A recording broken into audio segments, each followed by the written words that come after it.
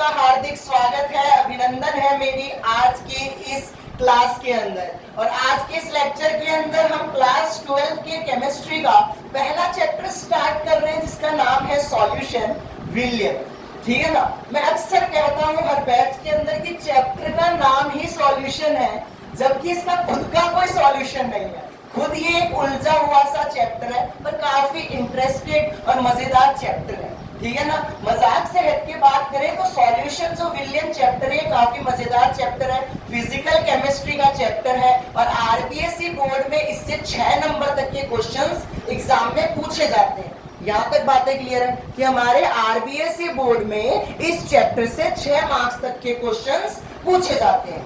ठीक है, तो आ जाइए। सबसे पहला काम यही करना है कि इस सेशन को अपने दोस्तों के साथ सबसे ज्यादा शेयर करना है, जिससे आप सभी ग्रुप स्टडी भी साथ साथ कर सकें। तो आइए फिर फिजिकल केमिस्ट्री का पहला चैप्टर सॉल्यूशन स्टार्ट करते हैं। ठीक है, और देखो मैं आपके लिए ना 10 क्वेश्चन लेकर आया हूँ आज की क्लास के अंदर, और ये 10 क्वेश्चंस वो क्वेश्चंस है जो आरबीएसई में हमें अक्सर रिपीट होते हुए दिखे।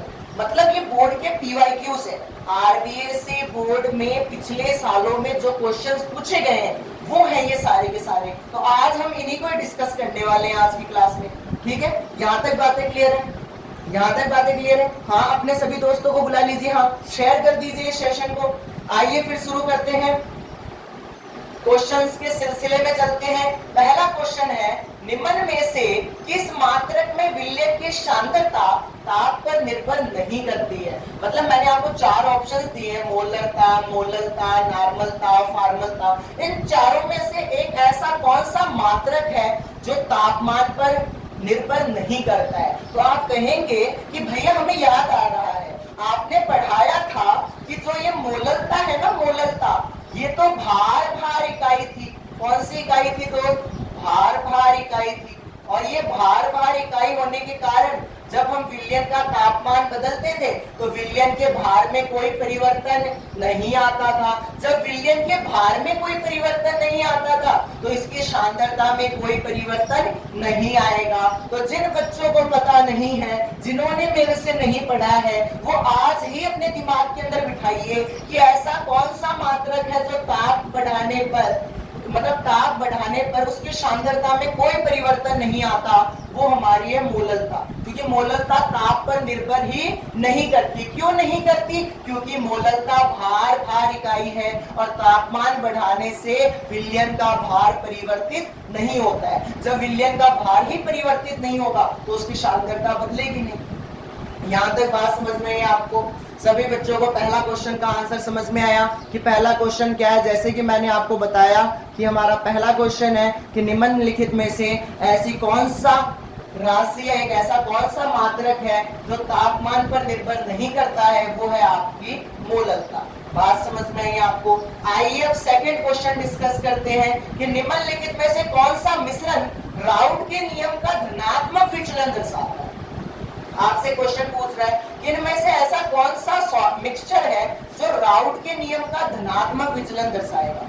आप कहोगे कि भैया राउट के नियम का धनात्मक विचलन वही मिश्रण दर्शाएगा जिसका कुल वाष्प दाब उसके घटक के वाष्प दाब के योग के क्या हो, योग से क्या हो दोस्त? ज्यादा हो।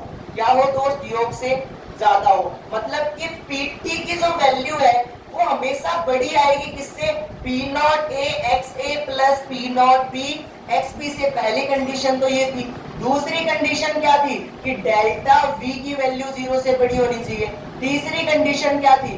डेल्टा H की वैल्यू 0 से बड़ी होनी चाहिए। और आपको पता है जब डेल्टा H 0 से बड़ा होता है तो अभिक्रिया कौन सी होती है भैया?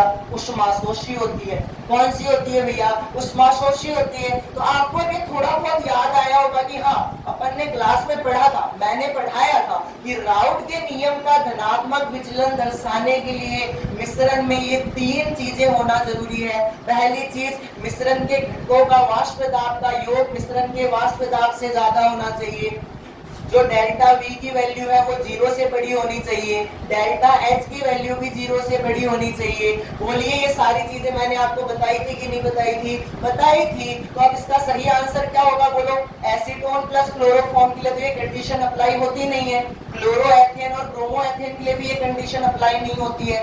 एथेनॉल और एसीटोन के मिश्रण में ये कंडीशन अप्लाई होती है, इसलिए एथेनॉल और एसीटोन का मिश्रण ही राउट के नियम का धनात्मक विचलन दर्शाएगा। बोलिए यहां तक सबको क्लियर है? जितने भी बच्चे क्लास ले रहे हैं सबको क्लियर है? क्या आपको ये दोनों क्वेश्चन समझ में आया? पहले क्वेश्चन में तो हमने ये बात की कि ऐसी कौन सी विलयन की सांद्रता का मात्रक है जो तापमान पर निर्भर नहीं करता, वो है आपकी मोलकता। और एक ऐसा कौन सा मिश्रण है जो राउट के नियम का धनात्मक विचलन दर्शाता है, जिनके अंदर ये तीन स्थितियां होंगी वो दर्शाएगा। तो एथेनॉल प्लस एसीटोन का मिश्रण राउट के नियम का धनात्मक विचलन दर्शाता है।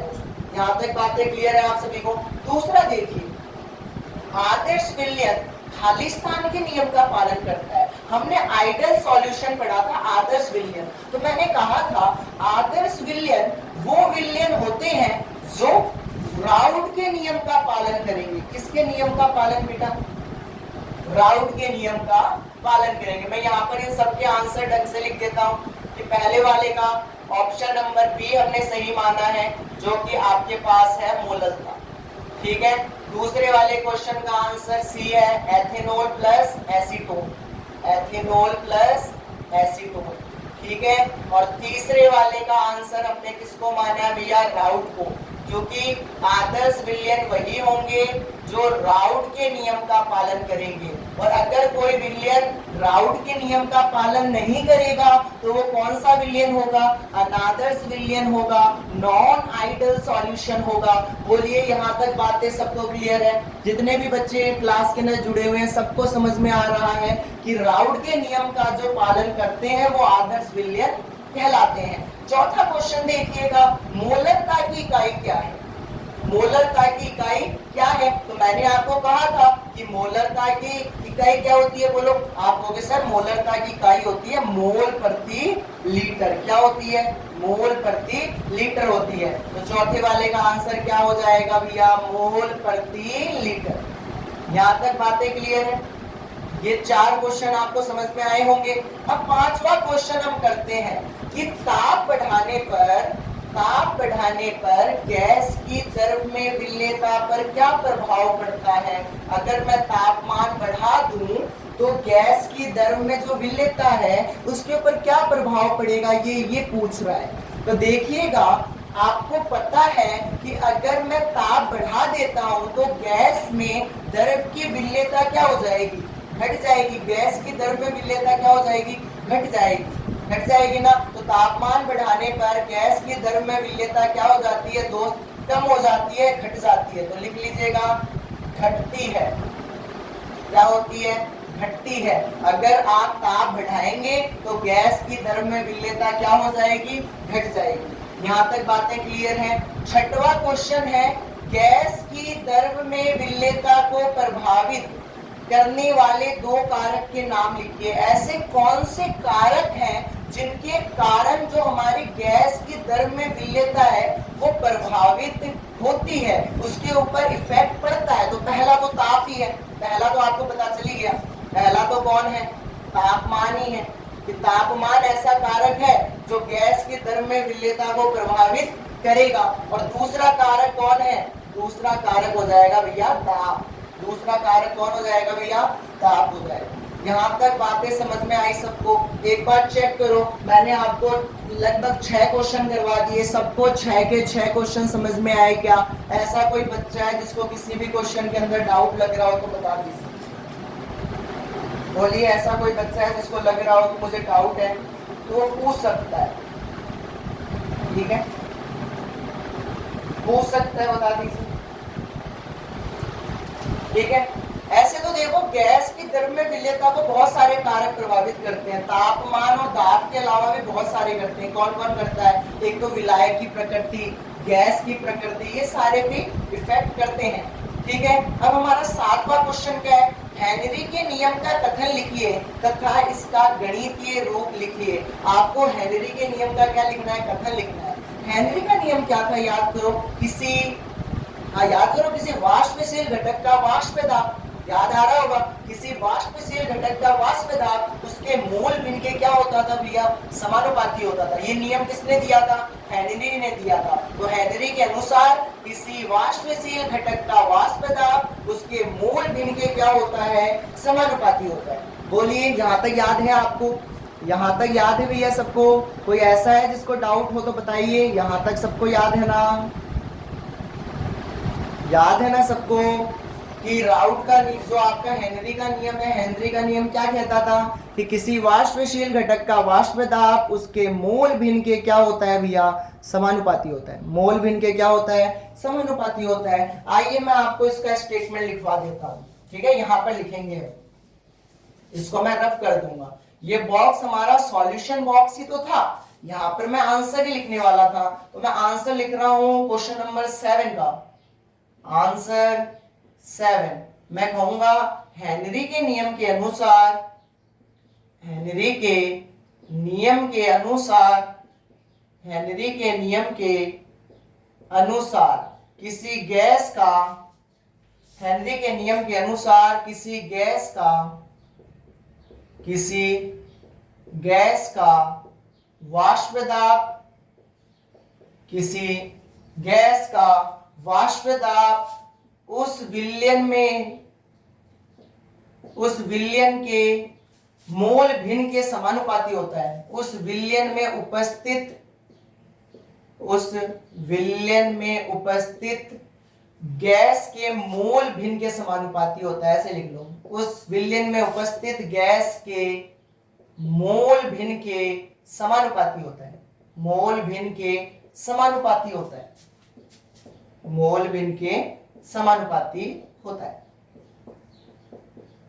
तो जैसे कि मैंने आपको कहा कि हेनरी भैया के अनुसार, हेनरी के नियम के अनुसार किसी गैस का वाष्प दाब उस विलयन में उपस्थित गैस के मोल भिन्न के क्या होगा, समानुपाती होगा। अर्थात जो P है वो समानुपाती होगा किसके, X के, किसके, X के। और जब आप समानुपाती का चिन्ह हटाएंगे तो यहां पर कौन आएगा दोस्त, KH आएगा। कौन आएगा, KH। और जहां पर ये KH क्या कहलाएगा, जहां पर ये KH कहलाएगा दोस्त हेनरी स्थिरांक, क्या कहलाएगा, हेनरी स्थिरांक कहलाएगा। क्या कहलाएगा दोस्त, हेनरी स्थिरांक कहलाएगा। यहां तक बात समझ में आई आपको? ये आपका हेनरी का नियम है और उसका गणितीय रूप यही है कि P proportional X, P equal to KH X, ठीक है ना, यहाँ पर गैस लिख दिया मैंने, X होगा, ठीक है ना, X।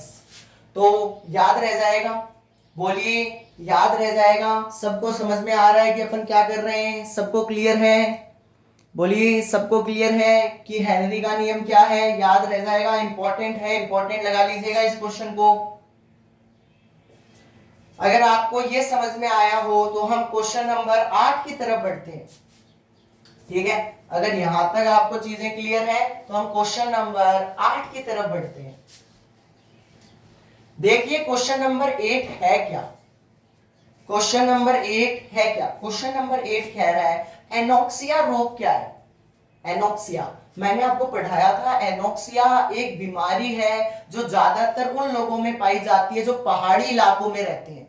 कहां रहते हैं? पहाड़ी इलाकों में रहता है। बेसिकली क्या होता है कि ये जो बीमारी है ये उन लोगों में पाई जाएगी जो पहाड़ी इलाकों में रहते हैं। उनके अंदर क्या होता है कि जो उनके अंदर जो खून का प्रवाह होता है, ब्लड का सर्कुलेशन होता है, वो बहुत ज्यादा धीरे धीरे होता है। मतलब जो ये ब्लड है ना वो पूरे शरीर को बहुत स्लोली मिलता है, बहुत धीरे धीरे मिलता है, जिससे उनके सोचने की क्षमता क्या हो जाती है, खत्म हो जाती है या थोड़ी सी कम हो जाती है, ठीक है ना। वो अपने कंपैरिजन में थोड़े से ढीले सोचते हैं। उन्हीं बीमारी को अपन क्या कहते हैं? एनोक्सिया रोग कहते हैं। वही सोचेंगे जिनके एनोक्सिया रोग है, पर ज्यादातर ये उन्हीं आदमियों में पाया जाता है या उन्हीं व्यक्तियों में पाया जाता है जो पहाड़ी इलाकों में या अधिक ऊंचाई वाली जगह पर रहते हैं। तो आइए मैं इसका आंसर आपको लिखवा देता हूं, ठीक है। आंसर नंबर 8 लिखिएगा मेरे साथ कि एनोक्सिया, लिखिएगा एनोक्सिया,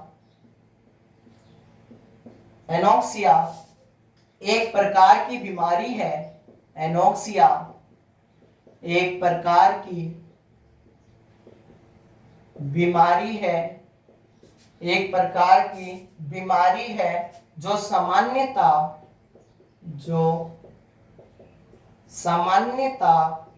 अधिक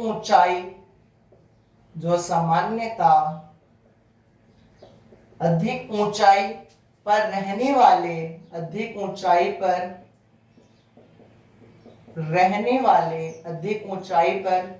रहने वाले लोगों में पाई जाती है। मैंने क्या लिखवाया आपको कि एनोक्सिया एक प्रकार की बीमारी है जो सामान्यतः अधिक ऊंचाई पर रहने वाले लोगों में पाई जाती है। इनमें व्यक्तियों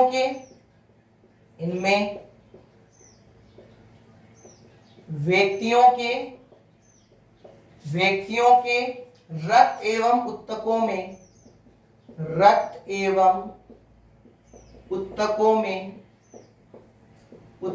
में ऑक्सीजन की सांद्रता कम हो जाती है। रक्त एवं ऊतकों में ऑक्सीजन की सांद्रता कम हो जाती है।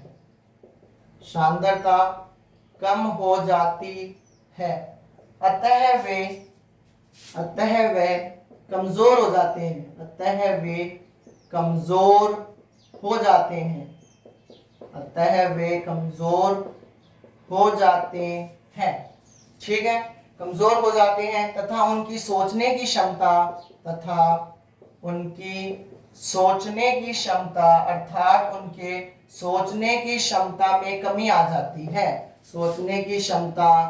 में कमी आ जाती है। तो कोई आपसे पूछ ले एनोक्सिया रोग क्या है तो आप उसको ये चीजें बताकर आओगे। यहां तक बातें क्लियर है? एक बार आप इनको लिखिए, फिर मैं आपको दोबारा से समझाता हूं कि अपन ने क्या लिखा है।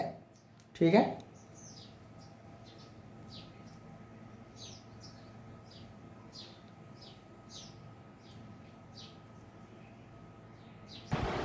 ठीक है। जैसे कि मैंने आपको बताया कि एनोक्सिया एक प्रकार की बीमारी है जो सामान्यतः उन लोगों में पाई जाएगी जो अधिक ऊंचाई वाली जगह पर रहते हैं। इस बीमारी में होता क्या है कि जो हमारे शरीर के अंदर ब्लड है, जो टिश्यू है, उनको सही मात्रा में ऑक्सीजन नहीं मिल पाता है, या मैं ऐसे कहूं कि रक्त का प्रॉपर वे में सर्कुलेशन नहीं हो पाता है, जिससे क्या होता है कि वो लोग कमजोर हो जाते हैं और उनकी सोचने की क्षमता भी क्या हो जाती है, कम हो जाती है। कुल मिला के आपको याद इतना ही रखना है कि एनोक्सिया बीमारी के अंदर जो व्यक्ति होते हैं उनके अंदर जो रक्त है उसके अंदर ऑक्सीजन का जो मात्रा है वो कम हो जाती है। ऑक्सीजन की मात्रा क्या हो जाती है भैया? कम हो जाती है। बोलो यहाँ तक क्लियर है सबको? यहाँ तक समझ में आ रहा है सबको? आगे बढ़ जाऊं मैं, आगे चलूं मैं। एनोक्सिया के बाद में हमारा अगला सवाल है मोलरता में अंतर। हमें अब डिफरेंस बताना है किसमें मोलरता है मोलरता में। तो आइए बात करते हैं। ठीक है, आंसर नंबर 9 के ऊपर चर्चा करते हैं। आज देखो आंसर नंबर 9, एक तरफ है हमारे पास हमारी मोलरता और एक तरफ हमारे पास कौन है? मोलरता। ठीक है ना, एक तरफ तो है मोलरता, एक तरफ है मोलरता। दोनों के ऊपर अपन बात कर रहे हैं। ठीक है, दोनों के ऊपर अपन क्या कर रहे हैं? चर्चा कर रहे हैं। सबसे पहले मैं बात करूं, इसे मोलरता को इसे कैपिटल एम से दर्शाते हैं। मोलरता को तो किससे दर्शाते हैं? कैपिटल एम से। और जबकि मोलरता को किससे दर्शाते हैं? स्मॉल एम से। इसे स्मॉल एम से दर्शाया जाता है। क्या दर्शाते हैं? ठीक है, पहला अंतर तो यही हो गया कि मोलरता को कैपिटल एम से दर्शाएंगे जबकि मोलरता को स्मॉल एम से दर्शाएंगे। पहला अंतर हो गया। दूसरा अंतर ये है कि ये तो भार आयतन इकाई है। कौन सी इकाई है? भार आयतन इकाई। कौन सी इकाई है भैया? भार आयतन इकाई है मोलरता। जबकि मोलरता क्या है? मोलरता भार इकाई है। क्या है? भार इकाई है। ठीक है, फिर तीसरी चीज, तीसरा इसका मात्रक, कि जो हमारा मोलरता है इसका मात्रक क्या होता है? मोल प्रति लीटर। क्या होता है भैया, मोल प्रति लीटर, जबकि मोललता का मात्रक क्या होता है, मोललता का मात्रक होता है मोल प्रति किलोग्राम, मोल प्रति किलोग्राम। ठीक है, दूसरी बात, मोलरता ताप पर निर्भर करती है, मोलरता ताप पर निर्भर करती है, जबकि हमारी मोललता ताप पर निर्भर नहीं करती, ताप पर निर्भर नहीं करती। एक तो आप ये डिफरेंस लिख सकते हो, एक आप ये कर सकते हो कि इनकी परिभाषा लिख दो दोनों।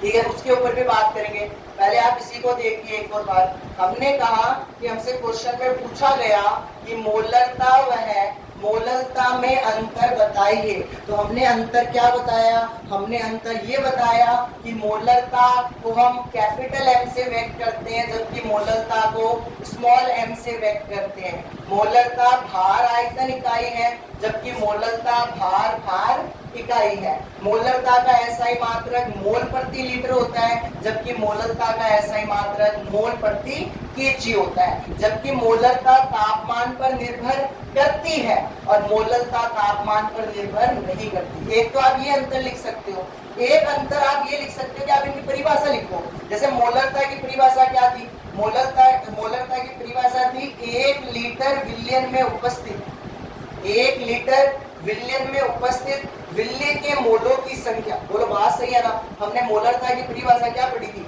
1 लीटर विलियन में उपस्थित विल्ले के मोलों की संख्या मोलरता कहलाती है, मोलरता कहलाती है। फिर हमने मोललता की क्या पढ़ी थी, मोललता की पढ़ी थी 1 केजी विलायक में उपस्थित मोलों की संख्या मोललता कहलाती है। तो एक तो आगे परिभाषा लिख सकते हो, एक इन दोनों के सूत्र लिख सकते हो कि मोलरता बराबर होता है विल्ले के मोल बटे विलियन का आयतन। मोललता का लिख सकते हो विल्ले के मोल बटे विलायक का भार, किसमें, केजी में। तो एक अंतर परिभाषा का भी हो सकता है और एक अंतर ऐसा भी हो सकता है, जो आपकी इच्छा हो वो लिखो। ठीक है, जो आपकी इच्छा हो वो आप लिख सकते हैं। यहाँ तक क्लियर है, सबको समझ में आया मोलरता क्या है, मोललता क्या है। ऐसे तो अपन ने इनको बहुत बार क्लास के अंदर डिस्कस करके रखा है। अब हम एक न्यूमेरिकल बचा है हमारा क्वेश्चन नंबर 10, वो कर लेते हैं। ठीक है ना, हमारा एक न्यूमेरिकल बचा है क्वेश्चन नंबर 10, वो करवा देता हूँ मैं आपको। ठीक है, आइए फिर हम हमारी क्लास के लास्ट क्वेश्चन में चलते हैं, जो कि है क्वेश्चन नंबर 10। ठीक है, देखिए आपको क्वेश्चन दिया हुआ है, पहले तो मैं ये देख लेता हूँ कि आपको दिख तो रहेगा, क्योंकि वो मैंने ऊपर लिख के रखा है, नहीं दिख जाएगा। देखिए आपको क्वेश्चन में दिया हुआ है कि HCl के जलीय विलयन का द्रव्यमान प्रतिशत 38% है। मतलब सबसे पहले देखो दिया हुआ है, मेरा यही मानना है कि आप कभी भी केमिस्ट्री के न्यूमेरिकल सॉल्व कर रहे हो या फिजिक्स के कर रहे हो, आपको जो डाटा दिए हुए हैं वो पहले लिख लेना चाहिए। तो हमें दिया हुआ क्या क्या वो देखो, हमें एक तो दिया हुआ द्रव्यमान प्रतिशत, हमें क्या दिया हुआ द्रव्यमान प्रतिशत, और द्रव्यमान प्रतिशत कितना दिया हुआ है भैया, 38। कितना दिया हुआ है, 38। फिर हमें दिया गया तथा विलयन का घनत्व, हमें विलयन का घनत्व दिया हुआ है, और विलयन का घनत्व कितना दिया हुआ है, 1.13 ग्राम प्रति मोल दिया हुआ है। क्या दिया हुआ है, 1.13 ग्राम प्रति मोल दिया हुआ है। यहाँ तक चीजें क्लियर है, ठीक है, यहाँ तक क्लियर। अब हमें इस क्वेश्चन को सॉल्व करना है, निकालनी क्या है, हमें निकालनी है भैया मोलरता। निकालनी क्या है दोस्त, मोलरता।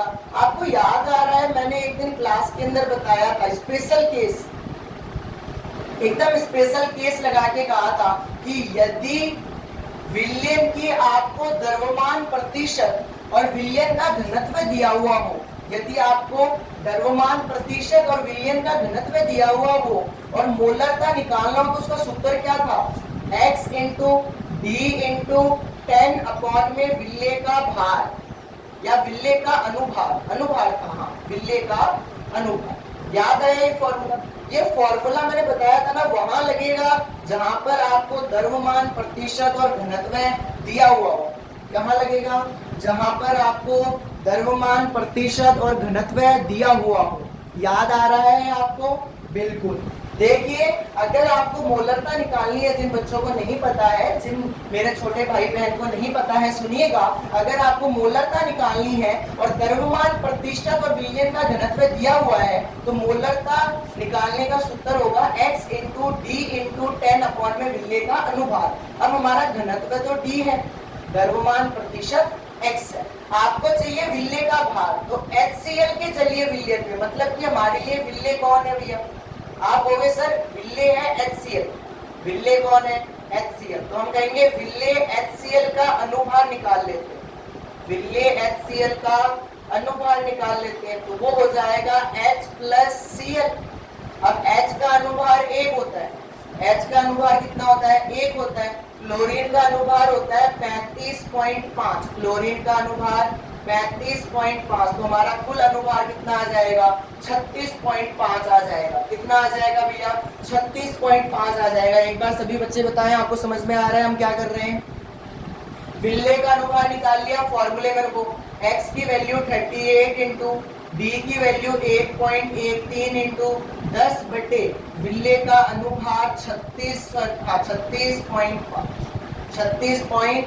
अब मेरी बात सुनो, इस पॉइंट के आगे 2 नंबर है, इस पॉइंट के आगे भी मैंने 2 नंबर कर दिए, तो डेसिमल से डेसिमल हट जाएगा, हट गया, ये आएगा 38 गुणा 113 गुणा 10 बटे 3650, 0 से 0 कट जाएगा, हट जाएगा, आंसर आएगा 38 गुणा 113 बटे 365, 38 गुणा 113 बटे 365। और अब आप इसको सॉल्व कर लेंगे तो आपके पास आपकी मोलरता आ जाएगी, मोल प्रति लीटर, इसमें आ जाएगी 2 मोल प्रति लीटर में आ जाएगी। बोलिए यहाँ तक चीजें क्लियर? सॉल्व आपको एक बार करना पड़ेगा इसको, ठीक है ना, कैलकुलेशन आपको ही करनी पड़ेगी, कुछ नहीं करना है। 38 को 113 से गुणा करके 365 से भाग दे देना, नहीं तो ये ऐसे कहीं से कट रहा हो तो इसको आप काटने की कोशिश कीजिए। यहाँ तक बातें क्लियर है सबको? क्या सबको यहाँ तक समझ में आ गया? बताइए एक बार, सबको समझ में आया?